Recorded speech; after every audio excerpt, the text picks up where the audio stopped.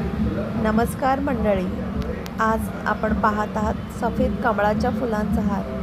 कसा वाटला तो नक्की कमेंट करून सांगा आणि आपल्या चॅनेलला प्लीज लाईक, शेअर आणि सबस्क्राईब करायला विसरू नका. कमळाच्या फुलांचा हार.